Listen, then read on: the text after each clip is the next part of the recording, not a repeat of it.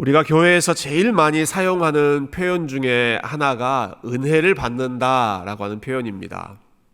여러분 여러 가지 상황에서 이 말씀을 하실 때가 있죠. 오늘 예배가 은혜로웠다. 혹은 오늘 설교가 은혜로웠다. 설교에 은혜 받았습니다. 여러분 이런 말씀 어떤 경우에 하십니까? 제가 한국에서 처음 신학을 배울 때 우리 선배 목사님들께서 이제 설교에 대해서 본인의 노하우 이런 것들 많이 가르쳐 주셨는데요. 그 중에 한 목사님께서 은혜 받는 설교의 비결을 우리 후배 신학생들에게 가르쳐 주셨습니다. 은혜 받는 설교를 하려면 반드시 두 가지가 있어야 한다. 그 설교 중에 2번 웃기고 1번 울려라 이렇게 얘기하셨습니다. 지금 웃으셨어요. 제가 1번 웃겼습니다. 방금 웃으셨어요. 2번 웃겼습니다. 일단 통과. 웃음 포인트는 통과입니다. 2번 웃기고 1번 울려라. 그러니까 설교가 지루할 수 있기 때문에 곳곳에 웃음 포인트가 있어야 성도님들이 계속 집중할 수 있다는 말씀이었고요. 또 한 가지는 한국 사람들은 결국은 마음이 찡해져야 이게 감동을 받고 은혜를 받기 때문에 마지막에는 가급적이면 감동적인 이야기로 끝내라. 이게 선배님들이 주셨던 노하우였습니다. 물론 하나님의 말씀이 일단은 귀에 들어와야 되기 때문에 가급적이면 흥미를 잃지 않도록 재미있는 예화도 필요하고, 또 하나님의 진리를 우리가 알게 되면 우리의 머리만 반응하는 것이 아니라 우리의 감정, 우리 마음도 함께 반응하기 때문에 참 복음 앞에서는 우리가 또 감정적으로 우리 마음이 찡해지는 감동을 경험하는 것도 분명히 나타나야 하는 일입니다.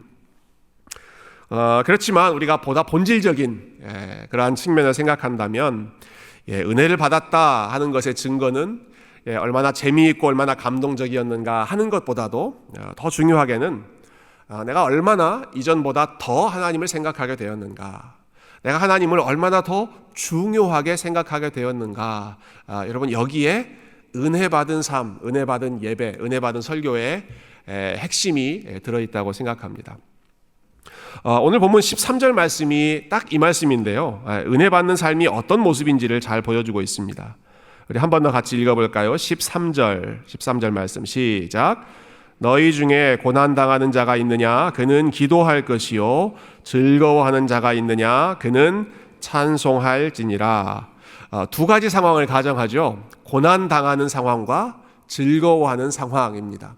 아마 우리가 살면서 경험하는 그 모든 경험을 두 가지로 축약하라고 하면, 하나는 고난당하는 상황, 우리 뜻대로 잘 안 되는 상황이고, 또 하나는 즐거운 상황, 우리 뜻대로 모든 것이 잘 풀리는 그런 상황이겠죠. 고난을 당할 때, 일이 뜻대로 풀리지 않을 때 일반적으로 나타나는 현상은 원망하고 불평하는 것입니다. 낙심하고 마음이 무거워지는 것입니다. 반대로 즐거울 때, 일이 잘 풀릴 때 나타나는 모습은 그것을 자랑하거나 교만하거나 어깨에 힘이 들어가거나 내가 얼마나 좋은 일이 있는지 널리 알리면서 누가 이거 물어보지 않나 하고 이렇게 궁금해하는 여러분 그런 모습이 보통 이제 즐거울 때 나타나기 쉬운 반응이죠. 고난이라고 하는 상황, 즐거움이라고 하는 상황, 두 가지 상황은 사실은 다른 상황이지만 둘 사이에서 한 가지 공통점이 있다면 일반적으로 나타나는 사람들의 반응은 둘 다 자기 자신에게 집중한다 하는 것입니다. 고난당할 때 본인의 경험, 그리고 즐거운 일이 있을 때 본인의 경험, 본인의 자랑, 내가 이룬 어떠한 일들, 자기 자신에게 집중하는 것이 일반적으로 나타나는 반응입니다. 제가 자주 인용하는 이 C.S. 루이스 교수님께서 어떤 책에서 사탄의 특징을 아주 인상적이게 묘사하셨어요. 사탄은 영어로 이렇게 두 단어로 표현하셨는데요. Never ending, 끝없이 autobiography, 자서전을 이야기하는 존재다. 끝없이 이야기하는데 자서전, 여러분 자서전이라고 하는 것은 어떤 이야기입니까? 자서전은 내 삶에 무슨 일이 있었는가를 끊임없이 이야기하는 거잖아요. 내가 얼마나 힘들었는가, 아니면 내가 얼마나 영광스러웠는가, 나에 대해서 끊임없이 이야기하고 관심을 갖는 게 그게 이제 자서전의 특징인데, 사탄이 그렇다는 것입니다. 사탄의 특징이 자기 자신에게 끝없이 몰두하게 만든다. 내가 어떤 경험인지, 내가 얼마나 힘든지, 아니면 내가 얼마나 잘 나가는지 항상 셀프, 본인에게 포커스가 맞춰져 있다 하는 거죠. 어려운 상황일 때는 끝없이 자기 신세를 한탄하고 자기의 삶에 대한 불만과 원망을 이야기하고, 반대로 상황이 좋을 때에는 역시나 끝없이 누가 물어보지도 않았는데 자기가 이러한 일들이 있었다, 자기가 얼마나 뛰어난지 자기의 능력을 노골적으로 드러내든 아니면 은근히 드러내든 자기를 어떻게든 드러내려고 하는 것이 사탄의 특징입니다. 고난의 때에도 자기에게 몰두하고 즐거운 때에도 자기에게 몰두해 있다는 것이죠. 지난 금요 집회 때 우리 클락스턴에서 이제 난민 선교를 하시는 김지선 선교사님께서 저희 교회를 방문해 주셨습니다. 아주 겸손하게 또 아주 진솔하게 본인의 그 사역 이야기를 해주셨는데요.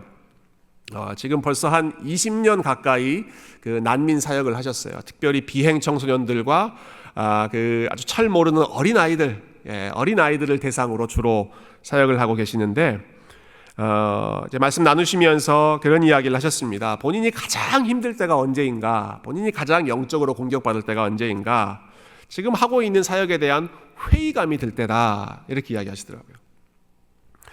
종종 이런 심정이 든다라고 이야기하셨죠. 내가 지금 이 나이에 뭐 하고 있는 건가 하는 생각이 종종 들더라. 이건 선교사님이 직접 사용하신 표현입니다.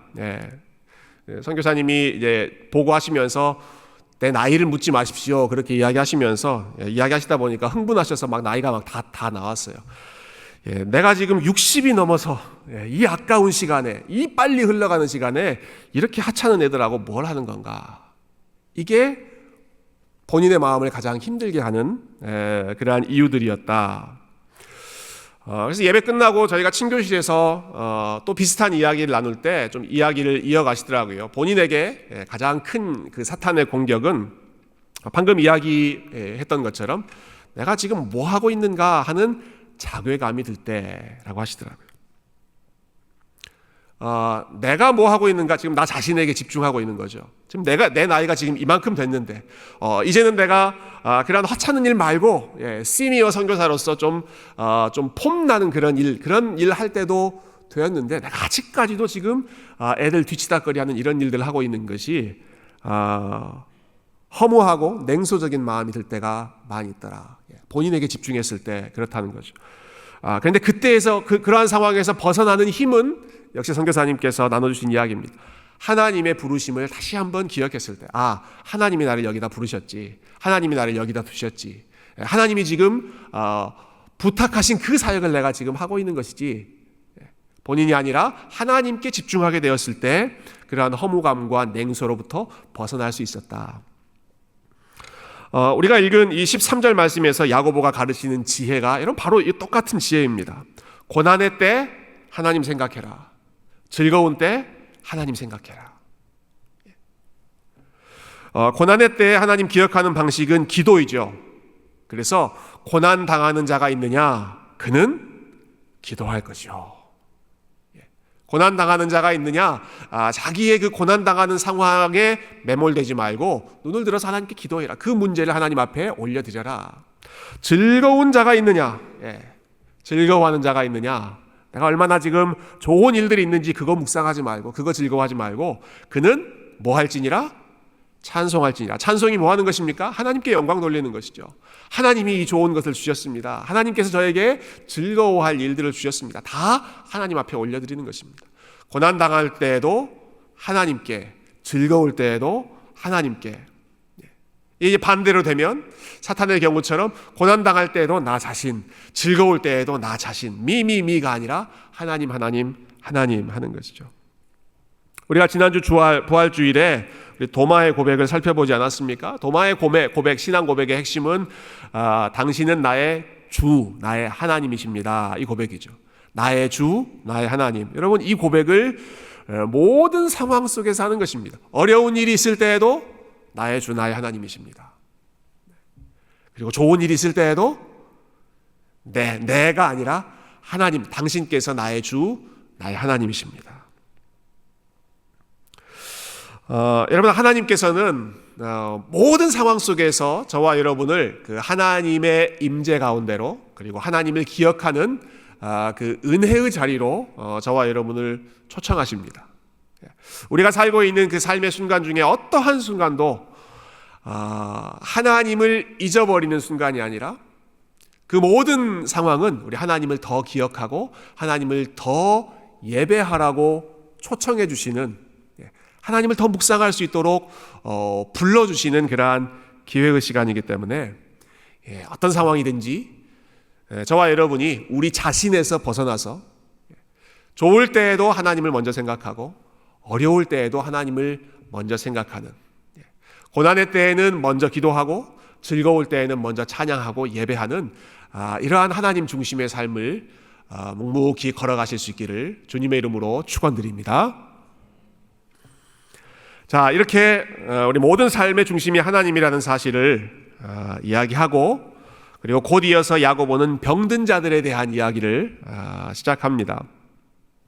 우리 14절 말씀을 같이 한번 읽어보겠습니다. 14절 시작. 너희 중에 병든 자가 있느냐?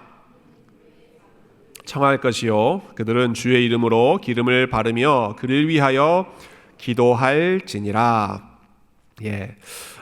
병에 든 사람들에 대한 이야기를 하는데요, 여기 병든 자로 언급된 사람은 물론 모든 사람들이 다 각양각색의 아픔을 가지고 있겠지만 아마 무척 심한 병에 걸린 사람으로 보입니다.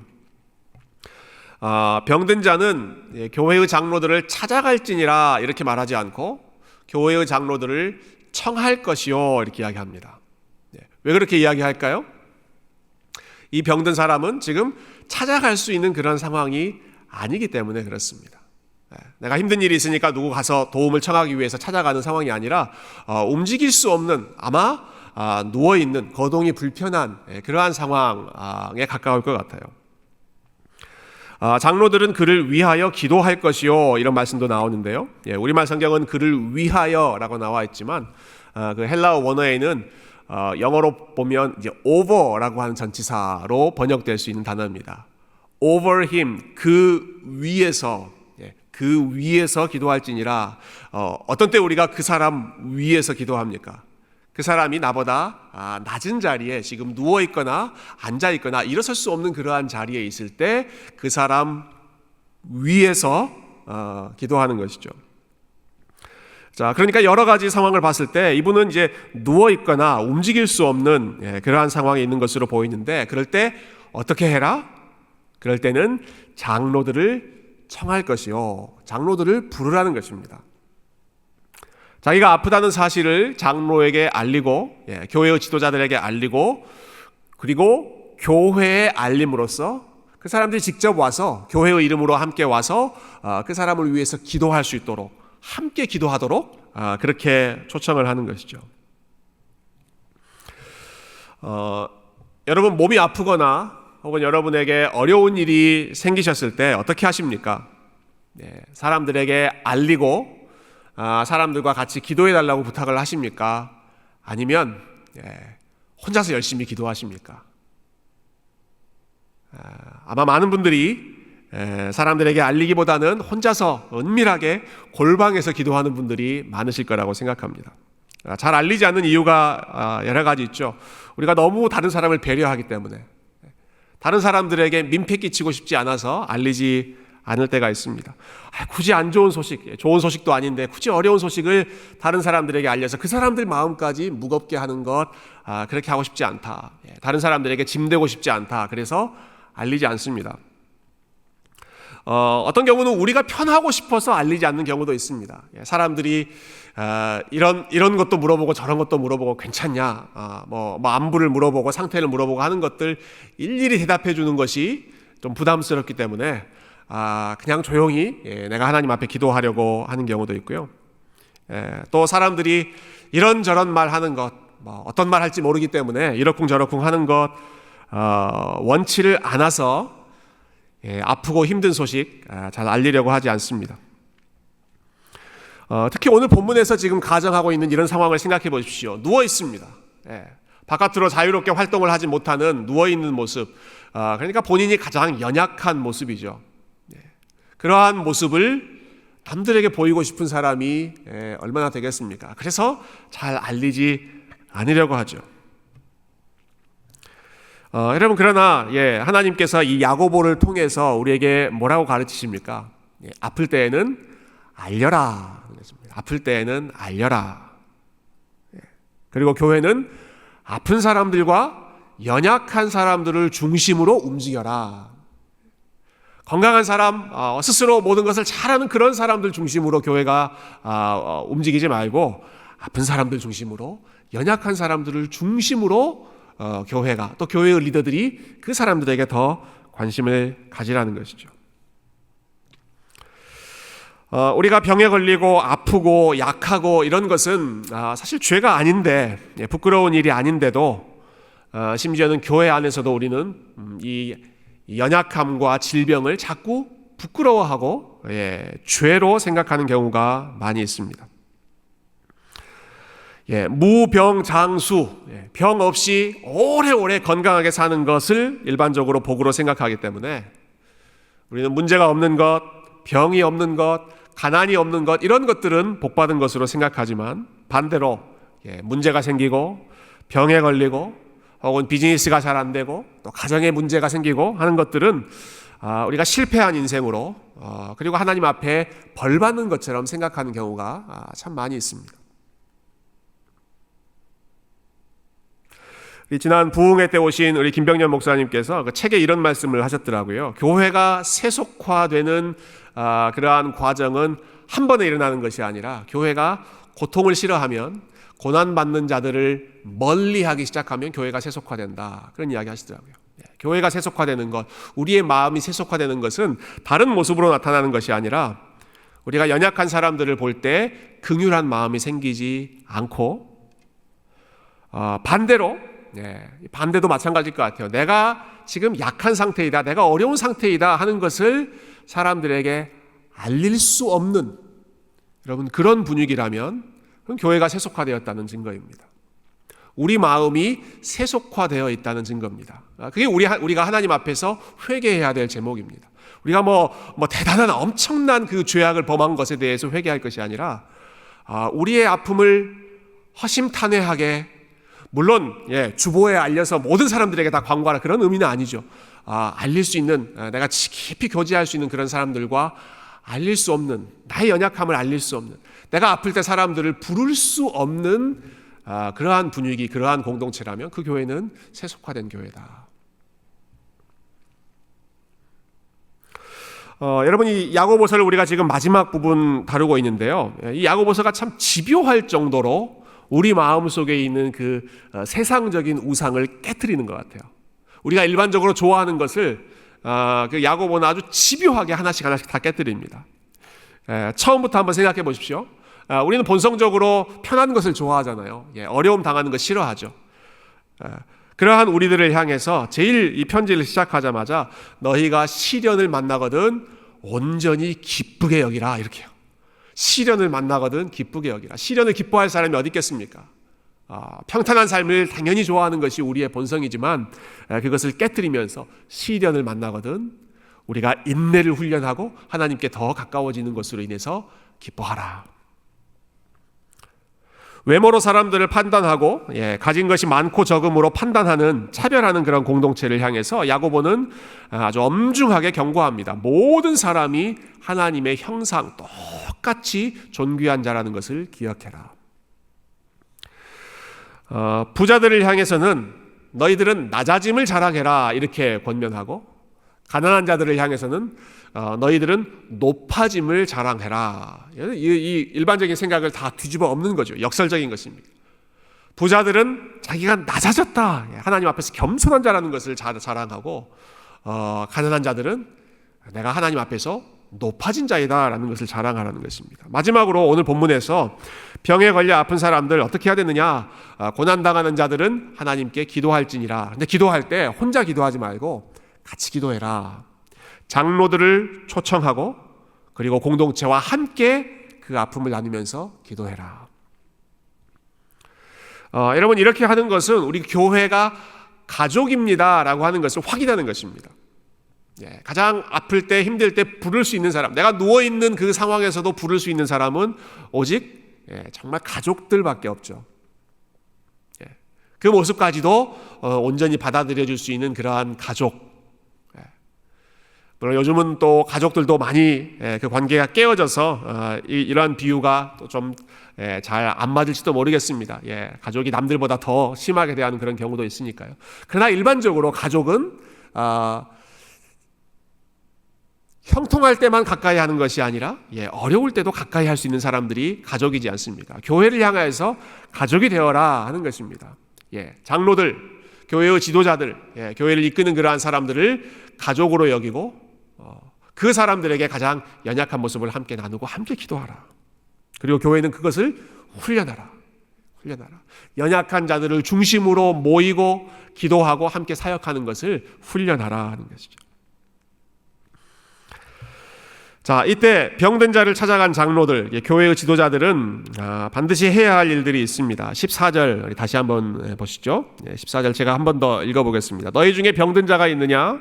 그는 교회의 장로들을 청할 것이요. 조금 전에 읽었던 내용이죠. 그들은 주의 이름으로 기름을 바르며 그를 위하여 기도할지니라. 주의 이름으로 기름을 바르며 그를 위하여 기도할지니라. 이 구절에서 다른 내용들은 사실 다 쉽게 이해할 수 있는 부분이지만 기름을 바르며 기도하라. 그래서 조금 설명이 필요한 부분입니다. 좀 특이한 내용이죠. 기름을 바르며 기도하라는 내용에 대해서 사실 여러 가지 그 설명들이 있는데요. 대표적으로는 이제 옛날 오래전 시대이기 때문에 마치 이 기름에 치료하는 그런 마술적인 효과가 있는 것처럼 일종의 주문을 행하는 것처럼 그런 주술적인 방식으로 기름을 바르는 그런 문화를 생각하는 그렇게 설명하는 경우가 있습니다. 그보다 훨씬 더 일반적인 설명, 저도 최근까지 이 설명을 좀 많이 받아들였는데요. 이 일반적인 설명은 기름을 바른다는 것을 일종의 치료 행위, 의료 행위로 생각하는 것입니다. 예수님께서 선한 사마리아인 비유 말씀해 주셨죠. 거기 보면 강도 만난 사람이 길거리에 쓰러져 있을 때 이 사마리아인이 제일 먼저 한 게 그 사람에게 포도주를 붓고 기름을 바르는 그러한 일을 했습니다. 그 당시에 이 기름, 포도주 이런 것이 소독의 효과, 또 응급처치 이러한 효과가 있었기 때문에 일종의 약으로 이 기름을 사용했던 것이죠. 그래서 그냥 기도만 하는 것이 아니라 기름을 바르며 기도하라. 이 말은 기도만 하고 일반적인 그 의료적인 도움을 전혀 받지 않는 그러한 방식으로 이 문제를 접근하지 말고 병원에도 가고 약도 먹고 수술도 받고 여러 가지 필요한 도움을 받으면서 그러나 우리의 생명의 주인은 하나님이시기 때문에 그 모든 과정 속에서 하나님이 생명을 회복해 주실 것을 기대하는 마음으로 기도해라. 즉 영적인 기도의 활동과 또 현실적인 치료의 활동을 함께 병행해라 하는 그러한 차원으로 많이들 이해합니다. 근데 제가 지난 주 중에 성경을 읽다가 이 말씀에 조금 더 깊은 의미가 있지 않을까 하는 생각이 들었습니다. 지난 주 중에 제가 이제 레위기 말씀을 쭉 읽었는데요. 거기 보면 레위기 14장 부분에 병에 걸렸다가 그 사람을 다시 일상으로 회복시키는 그러한 절차가 나옵니다. 병에 걸리면 일정 기간 이제 격리되어 있죠.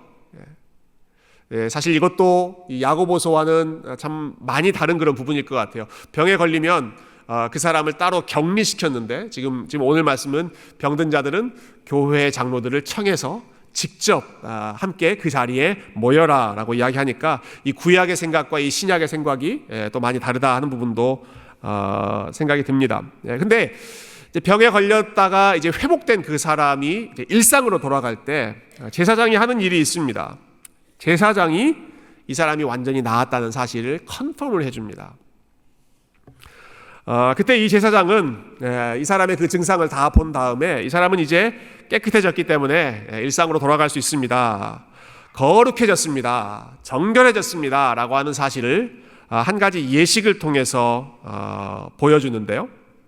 그때 그 예식의 하이라이트가 기름을 바르는 것이었습니다. 참 인상적인 것 같아요. 기름을 바릅니다. 제사장이 손에 기름을 준비했다가 환자였던 그 사람에게 그 사람의 귀에 기름을 바르고 손에서 기름을 찍어서 손가락에 기름을 바르고 그 기름을 또 발가락에 기름을 바르고 남아있는 기름은 그 환자의 머리에 기름을 발라줍니다. 이게 그 구약 성경 레위기에서 나오는 내용입니다. 여러분 왜 기름을 발랐을까요? 어떤 목적으로 이 기름을 발랐을까? 구약 성경에서 기름을 바른다는 것은 당신은 특별합니다 라는 사실을 선언하는 행위입니다. 당신은 특별한 존재입니다 라는 것을 선포하는 것이죠. 하나님 보시기에 당신은 귀한 사람입니다. 당신은 하나님이 특별하게 구별한 사람입니다. 당신은 거룩한 사람입니다. 당신은 정결한 사람입니다. 하나님이 당신을 사랑하십니다. 이것을 상징적으로 보여주는 행위가 기름을 붓고 기름을 바르는 것입니다. 그래서 구약시대 때는 제일 중요한 사람들, 왕, 제사장, 선지자, 사람들이 가장 우러러보는 그런 사람들을 이 사람들은 특별한 사람들이다 하는 걸 보여주기 위해서 기름을 붓지 않았습니까? 그런데 오늘 본문에서 보면 기름 부음을 받는 사람이 그런 특별한 일을 하는 사람만이 아니라 병든 자에게 기름을 발라라. 그러면서 기도해라 라고 하는 거죠. 그러니까 단순히 이 기름을 바르며 기도하라는 가르침은 물론 현실적인 치료 행위, 병원도 가고 의사도 만나고 하면서 기도해라 하는 그러한 의미도 있지만 저는 더 깊은 의미를 생각해 볼 때 환자들의 상한 마음을 어루만지며 기도해라. 저는 이것이 초대교회에서 이 장로들이 기름을 바르며 환자들을 위해서 기도하는 데 담겨 있는 뜻이라고 생각합니다. 여러분 앞에서 말씀드렸지만 병에 걸리게 되면 몸이 아픈 것도 고통스럽지만 마음이 약해지잖아요. 마음이 약해집니다. 사람들 만나고 싶지 않고 사람들 부르고 싶지 않고 모든 관계에서 고립되고 싶은 그러한 것이 환자들의 일반적인 모습입니다.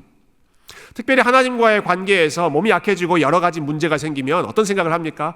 내가 하나님으로부터 사랑받지 못한다는 생각을 하기죠.